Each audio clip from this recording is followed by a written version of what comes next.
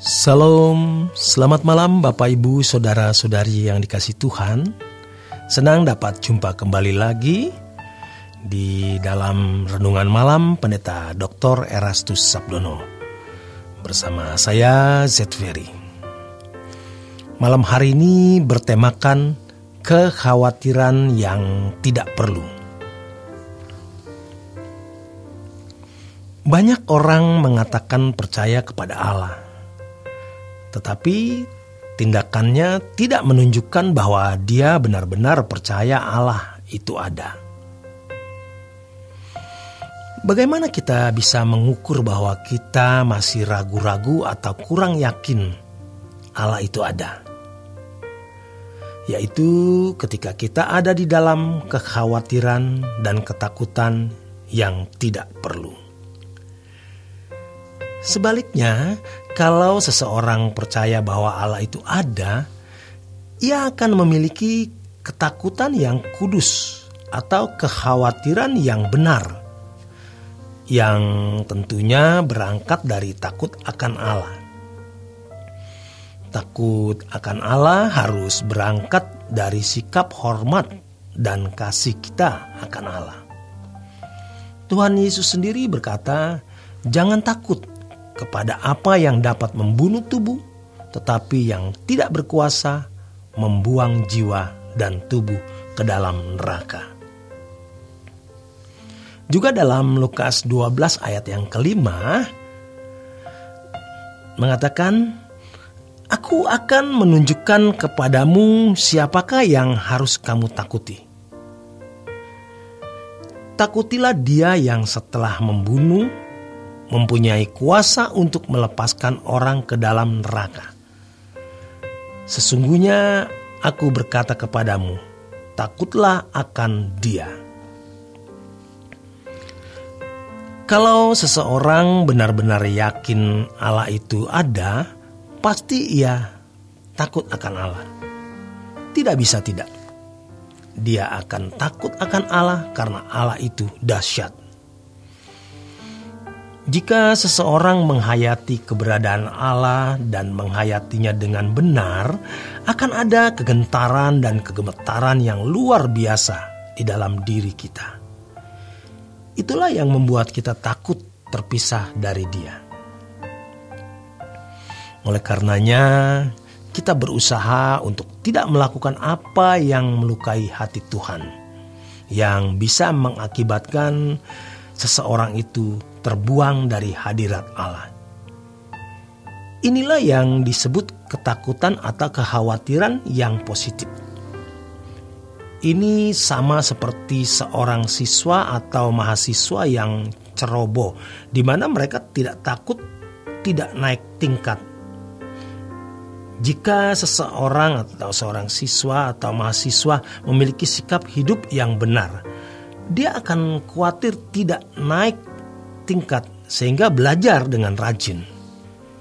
Dia bisa mengesampingkan hal-hal yang tidak perlu dilakukan. Kita harus takut akan Allah sehingga kita menata hidup kita hari ini sebaik-baiknya. Supaya ketika nanti kita meninggal dunia, ketika kita ada di ujung maut, kita tidak takut. Ketika kita dihadapkan pada pengadilan takhta Kristus, kita pun tidak takut karena kita sudah biasa menjalani hidup dengan baik. Ini bukan hal sederhana. Mengaku percaya Allah ada, tapi kita khawatir dengan banyak hal yang tidak perlu, adalah salah.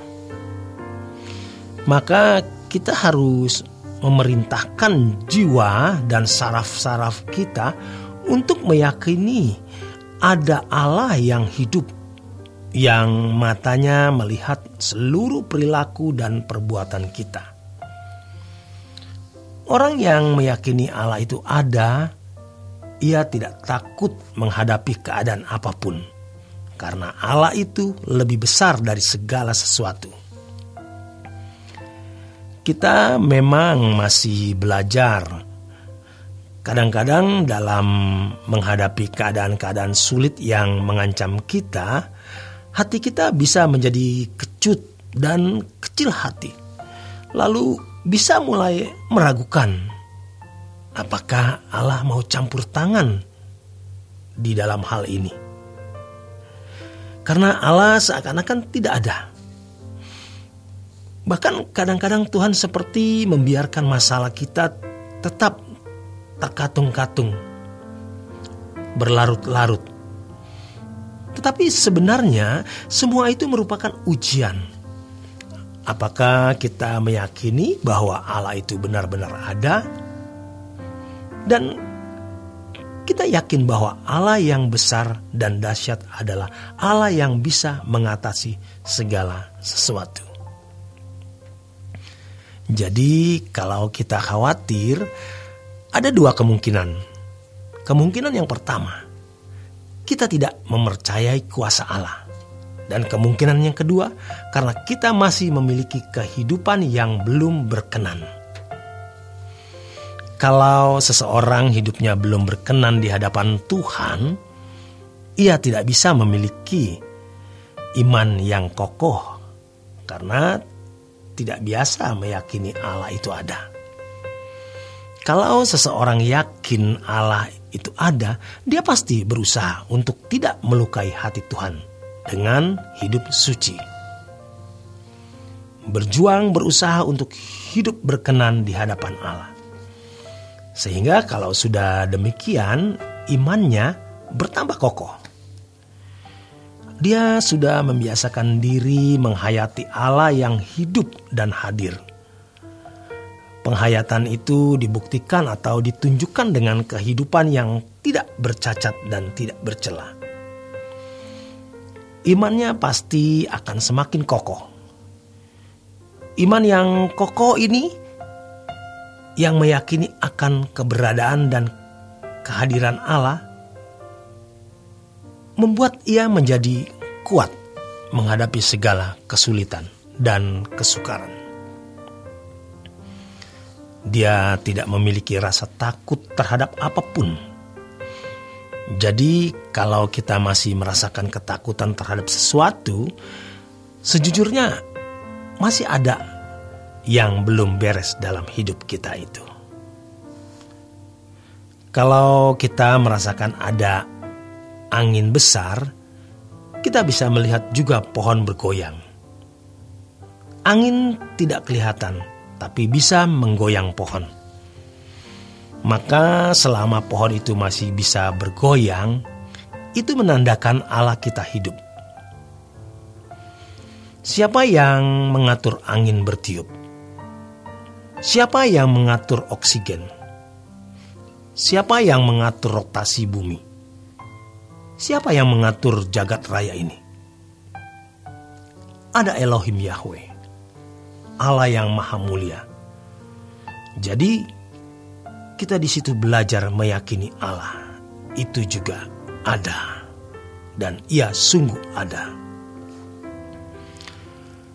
Mungkin atau pasti ada yang hidupnya selalu merasa tertekan, merasa gagal, tertindas, dan seakan-akan Tuhan tidak peduli dengan keadaan tersebut. Tuhan peduli dan ada untuk kita. Allah kita hidup dan nyata. Kiranya kita bisa memiliki kebangkitan, kepercayaan. Mengapa? Karena sejujurnya terkadang kita kurang yakin Allah itu ada. Dan memang ini bukan hal yang sederhana. Ini suatu permasalahan yang kompleks. Walaupun kelihatannya sederhana, milikilah keyakinan bahwa Allah itu ada. Dan keyakinan itu makin hari harus makin kokoh. Caranya bagaimana? Yaitu dengan hidup suci. Kesalahan sedikit saja baiklah kita akui. Kemudian minta ampun kepada Tuhan. Dan tetaplah hidup suci.